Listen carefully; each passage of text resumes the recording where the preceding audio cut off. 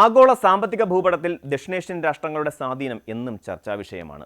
എന്നാൽ 2026 ഇന്ത്യയും യൂറോപ്യൻ യൂണിയനും തമ്മിൽ ഒപ്പുവെച്ച ചരിത്രപരമായ സ്വതന്ത്ര വ്യാപാര കരാർ ഈ മേഖലയിലെ പതിറ്റാണ്ടുകൾ നീണ്ട വ്യാപാര സമവാക്യങ്ങളെ അടിമുടി മാറ്റിയെഴുതുകയാണ്.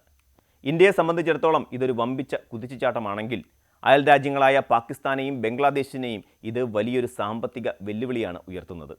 വരാനിരിക്കുന്ന വർഷങ്ങളിൽ യൂറോപ്യൻ വിപണിയിൽ ഇന്ത്യ എങ്ങനെ ആധിപത്യം ഉറപ്പിക്കുന്നുവെന്നും അത് അയൽ രാജ്യങ്ങളുടെ കയറ്റുമതി മേഖലയെ എങ്ങനെ ബാധിക്കുമെന്നും പരിശോധിക്കുന്നത് വർത്തമാനകാലത്തെ ഏറ്റവും പ്രസക്തമായ വിഷയങ്ങളിലൊന്നാണ്. യൂറോപ്യൻ യൂണിയനുമായുള്ള ഈ കരാർ കേവലം ഒരു വ്യാപാര ഉടമ്പടിയല്ല, മറിച്ച് ഇന്ത്യയുടെ ആഗോള സാമ്പത്തിക നയതന്ത്രത്തിൻ്റെ വിജയമാണ്. കരാർ പൂർണ്ണമായി നടപ്പിലാകുന്നതോടെ ഇന്ത്യയിൽ നിന്നുള്ള കയറ്റുമതിയുടെ 93% ഉൽപ്പന്നങ്ങളും തീരുവകളില്ലാതെ യൂറോപ്പിലേക്ക് പ്രവേശിക്കും. വസ്ത്രങ്ങൾ, തുകലുൽപ്പന്നങ്ങൾ, രത്നങ്ങൾ, ആഭരണങ്ങൾ, സമുദ്രോൽപ്പന്നങ്ങൾ തുടങ്ങിയ മേഖലകളിൽ ഇന്ത്യക്ക് ഇത് വലിയൊരു വഴിത്തിരിവാകും. കഴിഞ്ഞ ഒരു പതിറ്റാണ്ടിനിടെ യൂറോപ്പിലേക്കുള്ള ഇന്ത്യയുടെ വ്യാപാരം 90% വർദ്ധിച്ചിരുന്നു എന്നത് ശ്രദ്ധേയമാണ്. അതും ഇന്ത്യൻ വ്യാപാരികൾ ഉയർന്ന ഇറക്കുമതി തീരുവ നൽകിക്കൊണ്ടിരുന്ന കാലഘട്ടത്തിലാണ് ഈ വളർച്ച ഉണ്ടായത് എന്നത് കരാറിൻ്റെ പ്രാധാന്യം വർദ്ധിപ്പിക്കുന്നു. ഇപ്പോൾ ഈ നിയന്ത്രണങ്ങൾ നീങ്ങുന്നതോടെ ഇന്ത്യൻ ഉൽപ്പന്നങ്ങളുടെ വില യൂറോപ്യൻ വിപണിയിൽ കുറയുകയും അത് വിപണി പിടിച്ചെടുക്കാൻ സഹായിക്കുകയും ചെയ്യും. പാകിസ്ഥാനെ സംബന്ധിച്ചിടത്തോളം ഈ കരാർ നൽകുന്ന സൂചനകൾ അത്ര ശുഭകരമല്ല.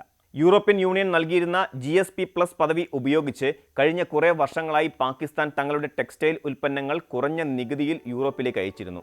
ഇന്ത്യ ഉയർന്ന നികുതി നൽകേണ്ടി വന്നപ്പോൾ ആ പഴുതുപയോഗിച്ചാണ് പാകിസ്ഥാൻ വിപണിയിൽ പിടിച്ചു നിന്നത്. എന്നാൽ പുതിയ കരാറിലൂടെ ഇന്ത്യക്കും സമാനമായ രീതിയിൽ നികുതിരഹിത പ്രവേശനം ലഭിക്കുന്നതോടെ പാകിസ്ഥാന്റെ ഈ ഏകപക്ഷീയമായ മുൻഗണന ഇല്ലാതാവുകയാണ്.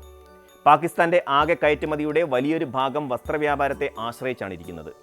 ആഭ്യന്തരമായി നേരിടുന്ന ഉയർന്ന വൈദ്യുതി നിരക്കും സാമ്പത്തിക അസ്ഥിരതയും പാകിസ്ഥാനിലെ ഉൽപ്പാദന ചെലവ് വർദ്ധിപ്പിച്ചിട്ടുണ്ട്.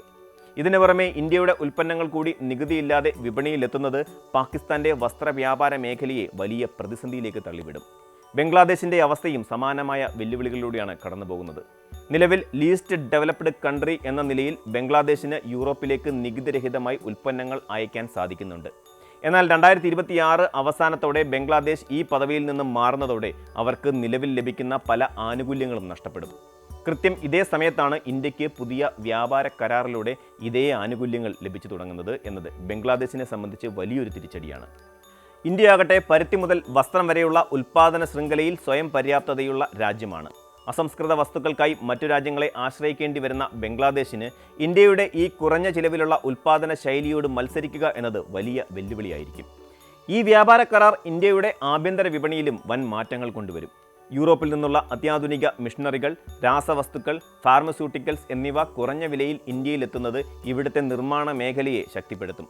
കൂടാതെ ഇന്ത്യയിലെ സേവന മേഖലയ്ക്കും പ്രത്യേകിച്ച് IT, ഡിജിറ്റൽ സാങ്കേതികവിദ്യ എന്നിവയ്ക്കും യൂറോപ്പിൽ വലിയ അവസരങ്ങൾ തുറക്കപ്പെടും. കരാറിലൂടെ ഇന്ത്യ നൽകുന്ന സന്ദേശം വളരെ വ്യക്തമാണ്.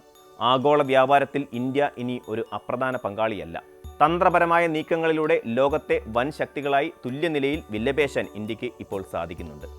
ഭൗമ രാഷ്ട്രീയപരമായി നോക്കിയാൽ ഈ കരാർ ചൈനയെ ആശ്രയിക്കുന്നത് കുറയ്ക്കാനുള്ള യൂറോപ്പിൻ്റെ താൽപ്പര്യത്തെയും പ്രതിഫലിപ്പിക്കുന്നു.